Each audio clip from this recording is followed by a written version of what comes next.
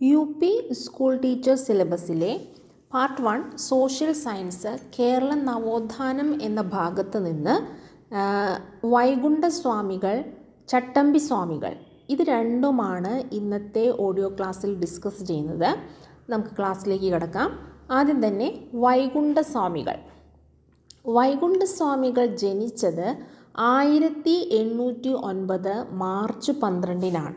വൈകുണ്ഠസ്വാമികൾ ജനിച്ചത് 1809 മാർച്ച് 12-നാണ്. അദ്ദേഹം ജനിച്ചത് ശാസ്താംകോയിൽ സ്വാമിത്തോപ്പ്, കന്യാകുമാരി. ശാസ്താംകോയിലാണ് അദ്ദേഹം ജനിച്ചത്. സ്വാമിത്തോപ്പ്, കന്യാകുമാരിയിലെ സ്വാമിത്തോപ്പ് ശാസ്താംകോയിലാണ് വൈകുണ്ഠസ്വാമികൾ ജനിച്ചത്. അദ്ദേഹത്തിൻ്റെ ജീവചരിത്രമാണ് അഖിലം.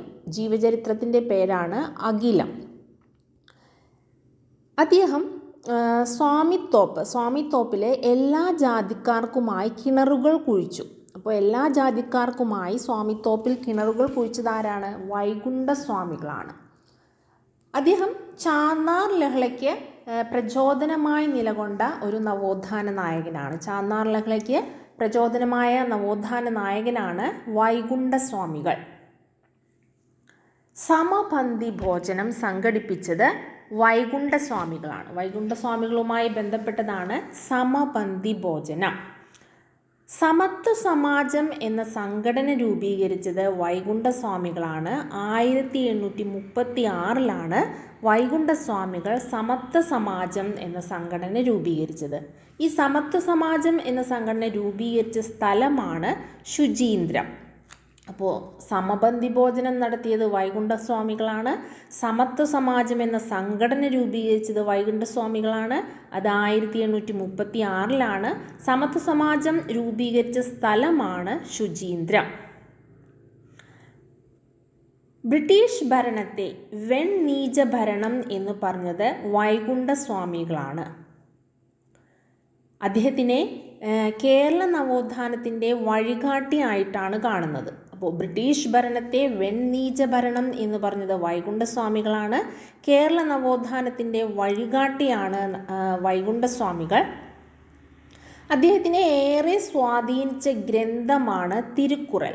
വൈകുണ്ഠസ്വാമികളെ ഏറെ സ്വാധീനിച്ച ഗ്രന്ഥമാണ് തിരുക്കുറൾ. വേല ചെയ്താൽ കൂലി കിട്ടണം എന്ന് പറഞ്ഞത് വൈകുണ്ഠസ്വാമികളാണ്. ജാതി ഒന്ന്, മതം ഒന്ന്, കുലം ഒന്ന്, ലോകമൊന്ന്, ദൈവമൊന്ന് എന്ന് പറഞ്ഞതും വൈകുണ്ഠസ്വാമികളാണ്. വൈകുണ്ഠസ്വാമികൾ ജയിൽവാസം അനുഭവിച്ചത് ശിങ്കാരത്തോപ്പിലാണ് അദ്ദേഹത്തിൻ്റെ ജയിൽവാസം. അദ്ദേഹത്തിനെ ജയിലിലടച്ചതാരാണ്? സ്വാതി തിരുനാളാണ് വൈകുണ്ഠസ്വാമികളെ ജയിലിലടച്ചത്. തൈക്കാടയ്യയുടെ നിർദ്ദേശപ്രകാരമാണ് അദ്ദേഹം ജയിൽ മോചിതനാകുന്നത്. അപ്പോൾ ജയിലിൽ കിടന്നത് ശിങ്കാരത്തോപ്പ് ജയിലിലാണ്.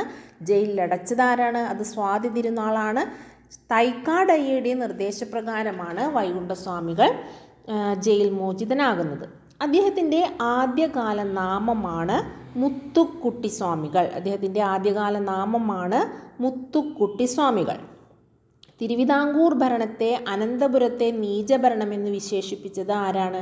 അത് വൈകുണ്ഠസ്വാമികളാണ്. ബ്രിട്ടീഷ് ഭരണത്തെ വെണ്ണീച ഭരണമെന്ന് വിശേഷിപ്പിച്ചു. തിരുവിതാംകൂർ ഭരണത്തെ അനന്തപുരത്തെ നീചഭരണമെന്ന് വിശേഷിപ്പിച്ചതും വൈകുണ്ഠസ്വാമികളാണ്. ഇനി അദ്ദേഹത്തിൻ്റെ പ്രസിദ്ധീകരണങ്ങളാണ് അഖിലത്തിരുട്ട്, അരുൾനൂൽ എന്നിവ. ഏതൊക്കെയാണ്? അഖിലത്തിരുട്ട്, അരുൾനൂൽ. ദക്ഷിണേന്ത്യയിൽ ആദ്യമായി കണ്ണാടി പ്രതിഷ്ഠ നടത്തിയത് വൈകുണ്ഠസ്വാമികളാണ്. അത് വൈകുണ്ഠസ്വാമികളാണ്. അദ്ദേഹത്തിൻ്റെ വിശ്വാസ വ്യവസ്ഥ അറിയപ്പെടുന്നത് അയ്യാവഴി എന്നാണ്. അയ്യാവഴിയുടെ ചിഹ്നമാണ് തീജ്വാല വഹിക്കുന്ന താമര. അദ്ദേഹത്തിൻ്റെ വിശ്വാസ വ്യവസ്ഥയാണ് അയ്യാവഴി എന്ന വിശ്വാസ വ്യവസ്ഥയുടെ ചിഹ്നമാണ് തീജ്വാല വഹിക്കുന്ന താമര. ഈ അയ്യാവഴി വിശ്വാസ വ്യവസ്ഥയുമായി ബന്ധപ്പെട്ട ക്ഷേത്രങ്ങൾ അറിയപ്പെടുന്നത് പതികൾ എന്നാണ്. സമ്പൂർണ്ണ ദേവൻ എന്നറിയപ്പെട്ടത് വൈകുണ്ഠസ്വാമികളാണ്. അദ്ദേഹം ആദ്യത്തെ പതി സ്ഥാപിച്ചത് സ്വാമിത്തോപ്പിലാണ്. അതായത് അയ്യാവഴി എന്ന വിശ്വാസ വ്യവസ്ഥയുമായി ബന്ധപ്പെട്ട ക്ഷേത്രമാണ് പതികൾ. അപ്പോൾ ആദ്യത്തെ പതി അല്ലെങ്കിൽ ആദ്യ ക്ഷേത്രം സ്ഥാപിച്ചത് എവിടെയാണ്? സ്വാമിത്തോപ്പിലാണ്. മേൽമുണ്ട് സമരത്തിന് പ്രചോദനം നൽകിയത് വൈകുണ്ഠ സ്വാമികളാണ്. അദ്ദേഹത്തിൻ്റെ ശിഷ്യനാണ് തൈക്കാടയ്യ. വൈകുണ്ഠസ്വാമിയുടെ ശിഷ്യനാണ് തൈക്കാടയ്യ. തൂവയൽ പന്തി കൂട്ടായ്മ സ്ഥാപിച്ചത് വൈകുണ്ഠസ്വാമികളാണ്. മുടിചൂടും പെരുമാൾ, മുത്തുക്കുട്ടി എന്നിങ്ങനെയും അദ്ദേഹം അറിയപ്പെടുന്നു. അദ്ദേഹത്തിൻ്റെ ആദ്യകാല നാമം മുത്തുക്കുട്ടി സ്വാമികൾ എന്നാണ്. മുടിചൂടും പെരുമാൾ എന്നും അദ്ദേഹം അറിയപ്പെടുന്നുണ്ട്. അദ്ദേഹത്തിന് 5 ശിഷ്യന്മാർ ഉണ്ടായിരുന്നു. അദ്ദേഹം മരിക്കുന്നത് 1851 ജൂൺ 3-നാണ്. വൈകുണ്ഠസ്വാമികൾ മരിക്കുന്നത് 1851 ജൂൺ 3-നാണ്. ജനനം 1809 മാർച്ച് 12-നാണ്. അപ്പം ഇത്രയുമാണ് വൈകുണ്ഠസ്വാമികളെക്കുറിച്ച് പറയാനുള്ളത്. അടുത്തതായി വൈകുണ്ഠസ്വാമിയുടെ ശിഷ്യനായ തൈക്കാടയ്യയെക്കുറിച്ച് കൂടി പറയാം. തൈക്കാടയ്യ ജനിക്കുന്നത് 1814-ആണ്. അദ്ദേഹത്തിൻ്റെ മരണം 1909 ജൂലൈ 20-നാണ്. തൈക്കാടയ്യ യോഗ അഭ്യസിച്ചത് കന്യാകുമാരിക്കടുത്തുള്ള നഗലപുരത്താണ്. തൈക്കാടയ്യ വൈകുണ്ഠസ്വാമികളെ കണ്ടുമുട്ടിയത് നാഗർകോവിലിൽ വെച്ചാണ്. പാണ്ടിപ്പറയൻ എന്നറിയപ്പെടുന്നത് തൈക്കാടയ്യാണ്. പന്തി ഭോജനം സംഘടിപ്പിച്ചത് തൈക്കാടയ്യാണ്. സമപന്തി ഭോജനം വൈകുണ്ഠസ്വാമികളാണെങ്കിൽ പന്തി ഭോജനം ആരാണ്? പന്തി ഭോജനം തൈക്കാടയ്യാണ്. പ്രീതി ഭോജനം വാഗ്ഭടാനന്ദനാണ്. മിശ്ര ഭോജനം സഹോദരൻ അയ്യപ്പനാണ്. ഇത് മാറിപ്പോവരുത്. സമപന്തി ഭോജനം വൈകുണ്ഠസ്വാമികളാണ്. പന്തി ഭോജനം തൈക്കാടയ്യാണ്. പ്രീതി ഭോജനം വാഗ്ഭടാനന്ദനാണ്. മിശ്ര ഭോജനം സഹോദരൻ അയ്യപ്പനാണ്. പാണ്ടിപ്പറയൻ എന്നറിയപ്പെടുന്നത് തൈക്കാടയ്യാണ്. സവർണ ജാതിക്കാർ അദ്ദേഹത്തെ കളിയാക്കി വിളിച്ച പേരാണ് പാണ്ടിപ്പറയൻ. അദ്ദേഹത്തിൻ്റെ ശിഷ്യന്മാർ തൈക്കാടയ്യയുടെ ശിഷ്യന്മാരാണ് ശ്രീനാരായണ ഗുരു, ചട്ടമ്പി സ്വാമി എന്നിവർ. അപ്പോൾ വൈകുണ്ഠസ്വാമിയുടെ ശിഷ്യനാണ് തൈക്കാടയ്യ. തൈക്കാടയ്യയുടെ ശിഷ്യന്മാരാണ് ശ്രീനാരായണ ഗുരു, ചട്ടമ്പി സ്വാമികൾ, അയ്യങ്കാളി, സ്വാതി തിരുനാൾ എന്നിവർ. ഇന്ത ഉലകത്തിലെ ഒരേയൊരു ജാതിദാൻ ഒരേയൊരു കടവുൾദാൻ എന്ന് പറഞ്ഞത് തൈക്കാടയ്യയാണ്. ഇന്ത ഉലകത്തിലെ ഒരേയൊരു ജാതിദാൻ ഒരേയൊരു കടവുൾദാൻ എന്ന് പറഞ്ഞത് ആരാണ്? തൈക്കാടയ്യയാണ്. തൈക്കാടയ്യയുടെ യഥാർത്ഥ പേരാണ് സുബ്ബരായൻ. നമ്മൾ വൈകുണ്ഠസ്വാമികളുടെ ആദ്യകാല പേരെന്താണ് പറഞ്ഞത്?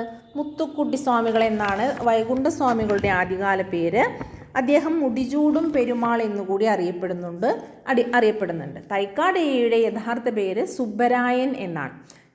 സുബ്ബരായൻ എന്ന പേര് കൂടാതെ ശിവരാജയോഗി, ഗുരുവിൻ്റെ ഗുരു, അതായത് ശ്രീനാരായണ ഗുരുവിൻ്റെ ഗുരുവാണ് ആര്? തൈക്കാടയ്യ.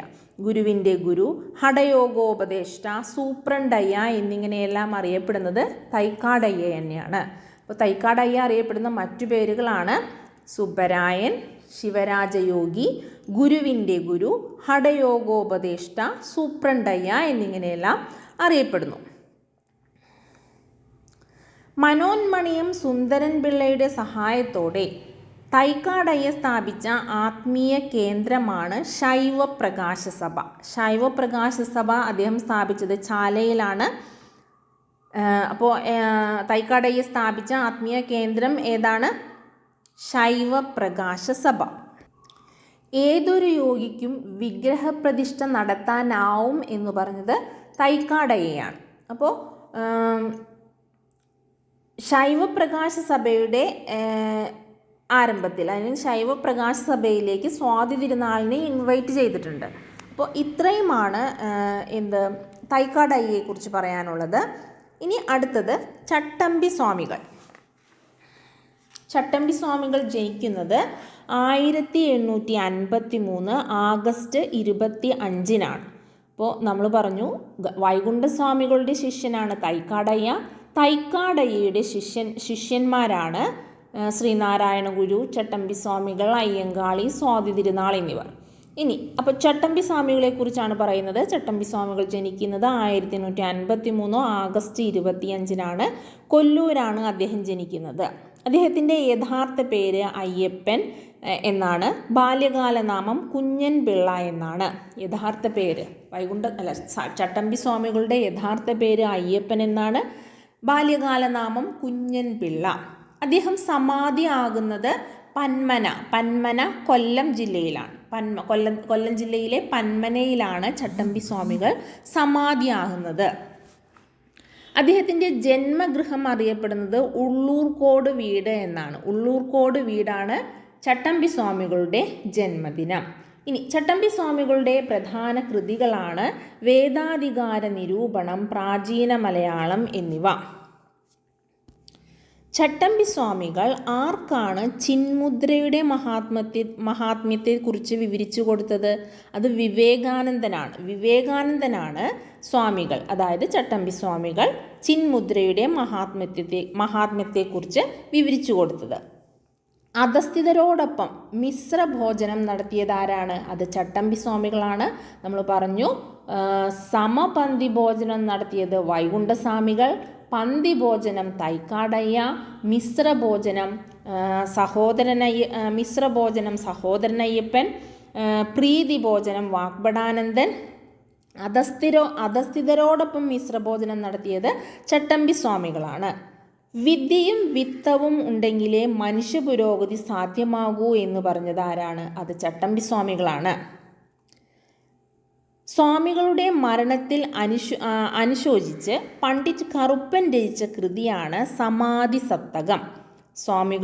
ചട്ടമ്പി സ്വാമികളുടെ മരണത്തിൽ അനുശോചിച്ചുകൊണ്ട് പണ്ഡിറ്റ് കറുപ്പൻ രചിച്ച കൃതിയാണ് സമാധി സപ്തകം. അദ്ദേഹത്തിൻ്റെ മറ്റു കൃതികളാണ് ചട്ടമ്പി സ്വാമികളുടെ മറ്റു കൃതികളാണ്. രണ്ട് പ്രധാന കൃതികൾ നമ്മൾ പറഞ്ഞു, വേദാധികാര നിരൂപണവും പ്രാചീന മലയാളവും. ഇത് കൂടാതെയുള്ള അദ്ദേഹത്തിൻ്റെ മറ്റു കൃതികളാണ് അദ്വൈത ചിന്താ പദ്ധതി, ക്രിസ്തുമതച്ഛേദം, നിജാനന്ദ വിലാസം, ആദിഭാഷ എന്നിവ. വേദങ്ങളിൽ ബ്രാഹ്മണർക്കുണ്ടായിരുന്ന കുത്തകാധിപത്യത്തെ ചട്ടമ്പി സ്വാമികൾ ചോദ്യം ചെയ്തിരുന്നു. അദ്ദേഹത്തിൻ്റെ സമാധി 1924 മെയ് 5 ഇനി അദ്ദേഹം ജനിച്ചത് 1853 ആഗസ്റ്റ് 25 പറഞ്ഞു. ആഗസ്റ്റ് 25 കേരളത്തിൽ ജീവകാരുണ്യ ദിനമായാണ് ആചരിക്കുന്നത്. ചട്ടമ്പി സ്വാമി ഗുരുവിനെ കണ്ടത്, അതായത് ശ്രീനാരായണ ഗുരുവിനെ കണ്ടത് 1882 ചട്ടമ്പി സ്വാമി വിവേകാനന്ദനെ കണ്ടത് 1892 ചട്ടമ്പി സ്വാമിക്ക് വിദ്യാധിരാജ എന്ന പേര് നൽകിയത് ആരാണ്? വിദ്യാധിരാജ എന്ന പേര് നൽകിയത് എട്ടര യോഗമാണ്. ചട്ടമ്പി സ്വാമികൾ പരിഷ്കരണ പ്രവർത്തനങ്ങൾ നടത്തിയ കേരളത്തിലെ സമുദായം നായർ സമുദായമാണ്. അദ്ദേഹത്തിൻ്റെ ജീവിതം ആരംഭിച്ചത് ഒരു ക്ലാർക്കായിട്ടാണ് ജീവിതം ആരംഭിച്ചത്. അദ്ദേഹത്തിൻ്റെ യഥാർത്ഥ പേര് അയ്യപ്പനാണെന്ന് പറഞ്ഞു. ബാല്യകാലനാമം കുഞ്ഞൻ പിള്ളയാണ്. അതുകൂടാതെ അദ്ദേഹം അറിയപ്പെടുന്ന മറ്റു പേരുകളാണ് ഷൺമുഖദാസൻ, സർവവിദ്യാധിരാജ, ശ്രീ ഭട്ടാകരൻ, ശ്രീ ബാലഭട്ടാകരൻ, കാഷായം ധരിക്കാത്ത സന്യാസി, കാവ്യവും കമണ്ഡലവുമില്ലാത്ത സന്യാസി എന്നിങ്ങനെയെല്ലാം അദ്ദേഹം അറിയപ്പെടുന്നു. അപ്പോൾ ചട്ടമ്പി സ്വാമികൾക്ക് വിദ്യാധിരാജ എന്ന പേര് നൽകിയതാരാണ്? അത് എട്ടര യോഗമാണ്. യഥാർത്ഥ പേര് അയ്യപ്പൻ എന്നാണ്. ബാല്യകാലനാമം കുഞ്ഞൻ പിള്ളയാണ്. മറ്റു പേരുകൾ ഷൺമുഖദാസൻ, സർവവിദ്യാധിരാജ, ശ്രീ ഭട്ടാകരൻ, ശ്രീ ബാലഭട്ടാകരൻ, കാഷായം ധരിക്കാത്ത സന്യാസി, കാവ്യവും കമണ്ഡലവുമില്ലാത്ത സന്യാസി എന്നിങ്ങനെയെല്ലാം ചട്ടമ്പി സ്വാമികൾ അറിയപ്പെടുന്നു. ഷൺമുഖദാസൻ എന്ന പേര് വിളിച്ചത് തൈക്കാടയ്യാണ്. ചട്ടമ്പി സ്വാമിയെ ആദരിച്ച് ഗുരു രചിച്ച കൃതിയാണ് നവമഞ്ജരി. നമ്മൾ നേരത്തെ പറഞ്ഞു ചട്ടമ്പി സ്വാമികളുടെ മരണത്തിൽ അനുശോചിച്ചുകൊണ്ട് പണ്ഡിറ്റ് കറുപ്പൻ രചിച്ച കൃതിയാണ് ഏത്? സമാധി സപ്തകം. ചട്ടമ്പി സ്വാമിയെ ആദരിച്ച് ശ്രീനാരായണ ഗുരു രചിച്ച കൃതിയാണ് നവമഞ്ജരി. കേരളത്തിൽ നിലനിന്നിരുന്ന ജാതിരഹിതമായ ആദി സമൂഹത്തിൻ്റെ ചരിത്രം പറയുന്ന കൃതിയാണ് പ്രാചീന മലയാളം. അപ്പോൾ ചട്ടമ്പി സ്വാമികളുടെ പ്രശസ്തമായ കൃതിയാണ് പ്രാചീന മലയാളം. ഇതിലെന്താണ് പറയുന്നത്? ജാതിരഹിതമായ ആദി സമൂഹത്തിൻ്റെ ചരിത്രം പറയുന്ന കൃതിയാണ് പ്രാചീന മലയാളം. പരശുരാമൻ്റെ കേരള സൃഷ്ടി ബ്രാഹ്മണർക്ക് വേണ്ടി മാത്രമായിരുന്നു എന്ന വാദത്തെ എതിർത്ത കൃതിയാണ് പ്രാചീന മലയാളം. ഇദ്ദേഹത്തിന് ചട്ടമ്പി സ്വാമികൾക്ക് ബോധോദയം ലഭിച്ച സ്ഥലമാണ് വടിവീശ്വരം. ചട്ടമ്പി സ്വാമിയുടെ ഏറ്റവും വലിയ കൃതിയാണ് പ്രാചീന മലയാളം. അദ്ദേഹത്തിൻ്റെ ശിഷ്യനാണ്, ചട്ടമ്പി സ്വാമികളുടെ ശിഷ്യനാണ് ബോധേശ്വരൻ. അദ്ദേഹത്തിൻ്റെ ആദ്യ ഗുരു, ചട്ടമ്പി സ്വാമികളുടെ ഗുരു തൈക്കാടയാണ്. അദ്ദേഹത്തിൻ്റെ ആദ്യ ഗുരു പേട്ടയിൽ രാമൻ പിള്ള ആശാനാണ്. അദ്ദേഹം സമാധിയാകുന്നത് 1924 മെയ് 5-നാണ്. ജനിച്ചത് 1853 ആഗസ്റ്റ് 25-നാണ്. ആഗസ്റ്റ് 25 കേരളത്തിൽ ജീവകാരുണ്യ ദിനമായി ആചരിക്കുന്നു. ചട്ടമ്പി സ്വാമികളുടെ സ്മാരകം പന്മന, കൊല്ലം. അദ്ദേഹം സമാധിയായത് പന്മന, കൊല്ലത്താണ്. അവിടെ തന്നെയാണ് അദ്ദേഹത്തിൻ്റെ സ്മാരകമുള്ളത്. സമാധി സ്ഥലത്തെ ക്ഷേത്രം ബാലഭട്ടാകര ക്ഷേത്രം. ഇന്ത്യൻ തപാൽ വകുപ്പ് സ്റ്റാമ്പ് അദ്ദേഹത്തിൻ്റെ പടം വെച്ചുകൊണ്ടൊരു സ്റ്റാമ്പ് പുറത്തിറക്കിയത് 2014 ഏപ്രിൽ 30-നാണ്. ചട്ടമ്പി സ്വാമികളുടെ ജന്മദിനമായ ആഗസ്റ്റ് 25 കേരളത്തിൽ കാരുണ്യ ദിനമായി പ്രഖ്യാപിച്ചു. അവർണർക്കും വേദം പഠിക്കാം എന്ന് സ്ഥാപിച്ച കൃതിയാണ് വേദാധികാര നിരൂപണം. ചട്ടമ്പി സ്വാമികൾ അവർണർക്കും വേദം പഠിക്കാം എന്ന് സ്ഥാപിച്ച കൃതിയാണ് വേദാധികാര നിരൂപണം. മോക്ഷപ്രദീപഖണ്ഡനം എന്ന കൃതി ചട്ടമ്പി സ്വാമികളുടെയാണ്. മോക്ഷപ്രദീപം എന്ന കൃതി അത് ബ്രഹ്മാനന്ദ ശിവയോഗിയുടെയാണ്. അപ്പം മാറിപ്പോവരുത്. മോക്ഷപ്രദീപഖണ്ഡനം ചട്ടമ്പി സ്വാമികൾ, മോക്ഷപ്രദീപം ബ്രഹ്മാനന്ദ ശിവയോഗി. ഇത്രയുമാണ് ചട്ടമ്പി സ്വാമികളെക്കുറിച്ച് പറയാനുള്ളത്. അപ്പോൾ നമ്മൾ ഇന്നത്തെ ഓഡിയോയിൽ വൈകുണ്ഠ സ്വാമികളെക്കുറിച്ച് പറഞ്ഞു, വൈകുണ്ഠ സ്വാമികളുടെ ശിഷ്യനായ തൈക്കാടയ്യയെക്കുറിച്ച് പറഞ്ഞു, തൈക്കാടയ്യയുടെ ശിഷ്യനായ ചട്ടമ്പി സ്വാമികളെക്കുറിച്ച് പറഞ്ഞു. ഇനി വരും ക്ലാസ്സുകളിൽ ശ്രീനാരായണ ഗുരുവിനെ കുറിച്ച് പറയാം. അപ്പോൾ ശ്രീനാരായണ ഗുരു, അതേപോലെ തന്നെ ചട്ടമ്പി സ്വാമികൾ, അയ്യങ്കാളി, സ്വാതി തിരുനാൾ ഇവരെല്ലാം തൈക്കാടയ്യയുടെ ശിഷ്യന്മാരാണ്. ഒന്നുകൂടി ഇമ്പോർട്ടൻ്റ് ആയിട്ടുള്ള പോയിന്റുകൾ പറഞ്ഞിട്ട് നിർത്താം. വൈകുണ്ഠ സ്വാമികൾ അദ്ദേഹം നടത്തിയതാണ് സമപന്തി ഭോജനം. അദ്ദേഹം സ്ഥാപിച്ച സംഘടനയാണ് സമത്വ സമാജം. 1836-ലാണ് സ്ഥാപിച്ചത്. വൈകുണ്ഠ സ്വാമികൾ അറിയപ്പെടുന്ന പേരാണ് മുത്തുക്കുട്ടി സ്വാമികൾ. അദ്ദേഹത്തിൻ്റെ പ്രസിദ്ധീകരണങ്ങളാണ് അഖിലത്തിരുട്ട്, അരുൾനൂൽ എന്നിവ. അദ്ദേഹത്തിൻ്റെ വിശ്വാസ വഴിയാണ് അയ്യാവഴി. സമ്പൂർണ്ണ ദേവൻ എന്നറിയപ്പെടുന്നത് വൈകുണ്ഠ സ്വാമികളാണ്. അദ്ദേഹത്തിൻ്റെ ശിഷ്യനാണ് തൈക്കാടയ്യ. തൂവയൽ പന്തി കൂട്ടായ്മ നടത്തിയത് വൈകുണ്ഠ സ്വാമികളാണ്. മുടിജൂരും പെരുമാൾ, മുത്തുക്കുട്ടി എന്നിങ്ങനെ അറിയപ്പെടുന്നത് വൈകുണ്ഠ സ്വാമികളാണ്.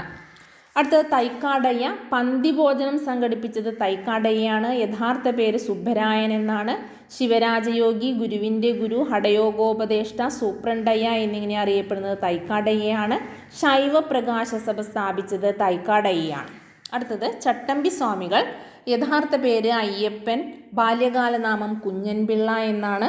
അദ്ദേഹത്തിൻ്റെ പ്രധാന കൃതികളാണ് വേദാധികാര നിരൂപണം, പ്രാചീന മലയാളം എന്നിവ. ചട്ടമ്പി സ്വാമിക്ക് വിദ്യാധിരാജ എന്ന് പേര് നൽകിയത് എട്ടരയോഗമാണ്. ഷൺമുഖദാസൻ, സർവവിദ്യാധിരാജ, ശ്രീഭട്ടാകരൻ, ശ്രീ ബാലഭട്ടാകരൻ, കാഷായം ധരിക്കാത്ത സന്യാസി, കാവ്യവും കമണ്ഡലവും ഇല്ലാത്ത സന്യാസി എന്നിങ്ങനെയെല്ലാം അറിയപ്പെടുന്നത് ആരാണ്? അത് ചട്ടമ്പി സ്വാമികളാണ്. ചട്ടമ്പി സ്വാമികളുടെ മരണത്തിൽ അനുശോചിച്ച് പണ്ഡിറ്റ് കറുപ്പൻ രചിച്ച കൃതിയാണ് സമാധി സപ്തകം.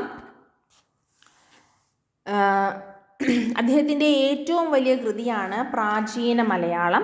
ചട്ടമ്പി സ്വാമിയെ ആദരിച്ച് ഗുരു രചിച്ച കൃതിയാണ് നവമഞ്ജരി.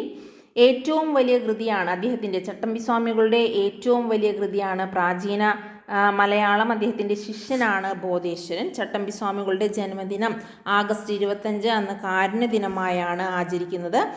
അവർണർക്കും വേദം പഠിക്കാം എന്ന് സ്ഥാപിച്ച കൃതിയാണ് വേദാധികാര നിരൂപണം.